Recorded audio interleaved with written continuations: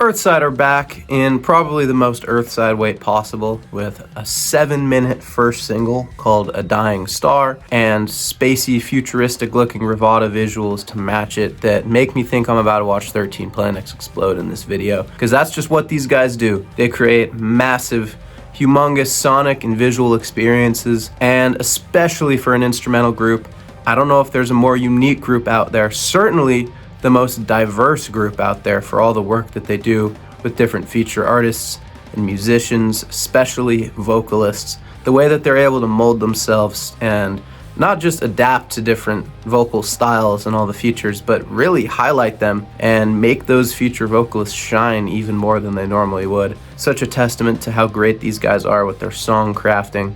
And we all know I'm not huge on instrumental tracks. It takes a lot for me to be truly engaged to an instrumental, and even more so for me to think that the song wouldn't benefit from having vocals on it. But these guys certainly have some exceptions to that rule, and I'm curious to see if they're able to come with that level of quality today as well, because I think these guys are coming off their best ever work with Let the Truth Speak. That got second in my album of the year in 2023. It was a fantastic album. I'm really excited to see what happens here, especially if this is a new album cycle. I am checking this out a day early, so thank you to Lulu Davis for sending this over. Oh, I believe is their band manager, but if not, affiliated with the band in some way, and just an awesome person in the prog scene. Always a great person and super nice, so I appreciate that. So let's check out A Dying Star and see what the boys are bringing to the table today. Right into this one.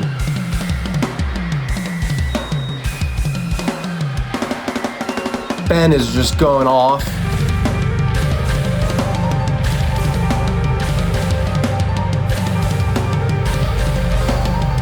Frank was like, you can't leave me out of this one. There's a lot going on to start this one.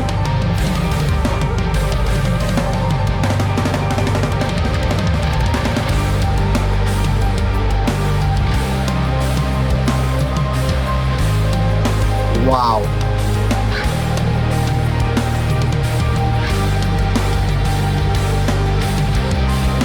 There's Jamie.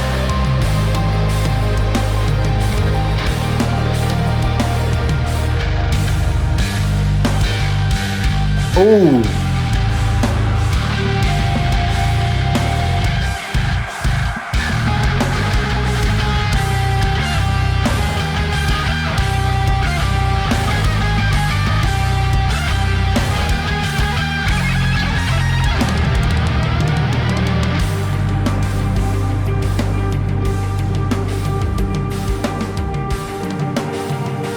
The visuals are looking awesome, as always with Rivada. So captivating.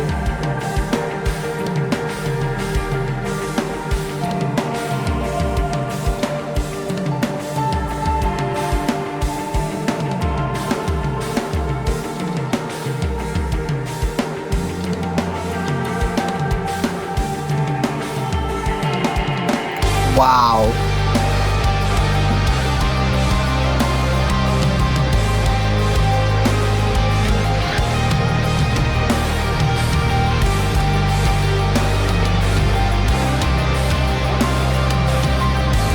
I know he's not in the front of the mix right now, but Frank is stealing this one for me so far. So much layering and texture that he's adding. Really making everything click so far with this one.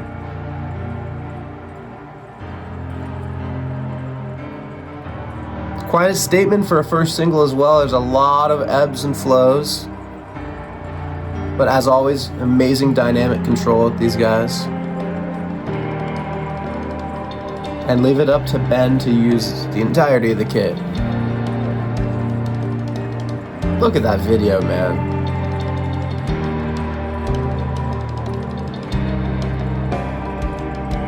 Literally every frame is different. I haven't seen a frame repeat in the video yet.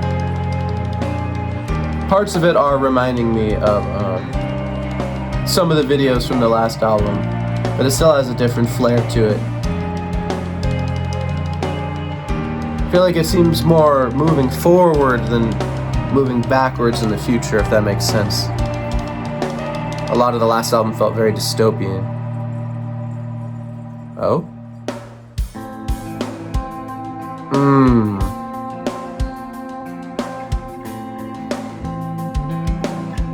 That bass tone. Oh, man.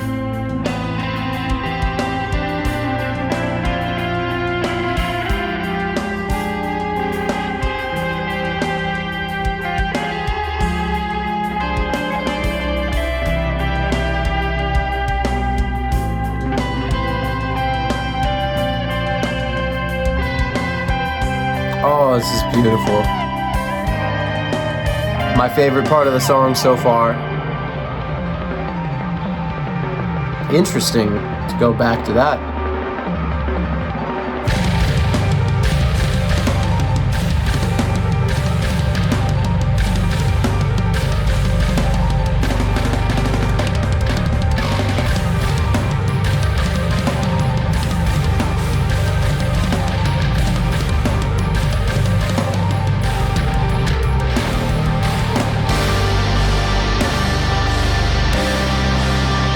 Okay.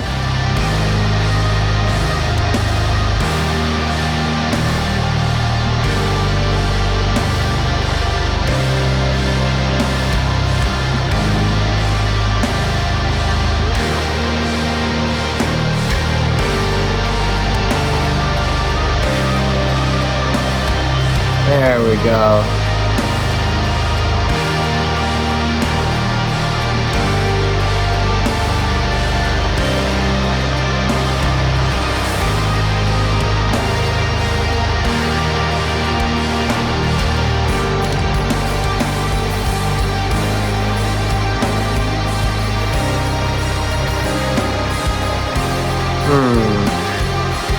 Great choices there.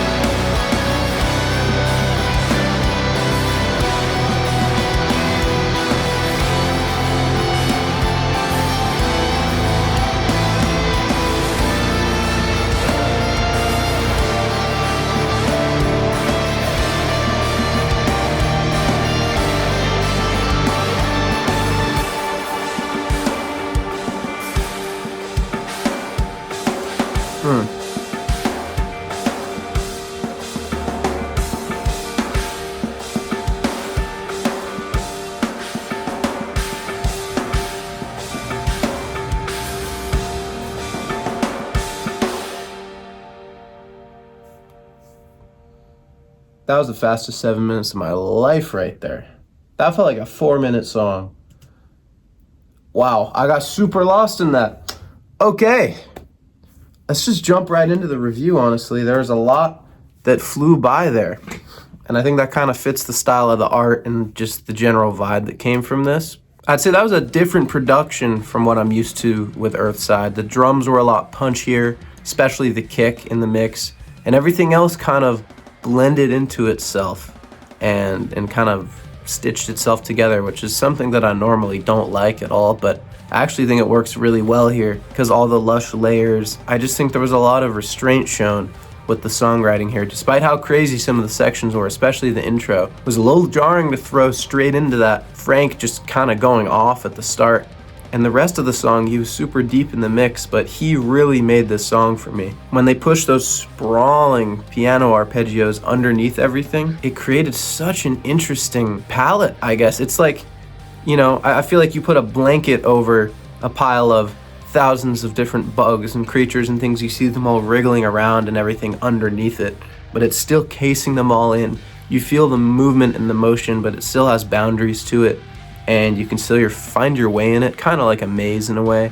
And it just created such a nice texture and a nice ambiance that made the whole song That and some of the beautiful guitar tone that wasn't too heavy in the mix either. It was always coming in at the right times and never when I was expecting. That's one thing I love about this band is whenever I'm thinking, oh, they could add this, they need some of this right here, they need to take some of this out, they always give me what I want or what I ask for, but just never in the way I expect it, which is great because I want an instrumental to keep me guessing, and they did it in a very satisfying way here. Again, it's a testament for a 7-minute instrumental track to feel like 4 minutes, if that. That absolutely flew by, which shows how cohesive everything was and how everything spoke together in a really nice way. If this is going to be on an album, which I hope it is, I feel like this flows perfectly in the middle of the album somewhere, a great connection point. And there were a couple points here and there, some of the climaxes where I just thought, oh, it'd be so beautiful to have some vocals over this, but the rest of the song really spoke for itself in a really nice way,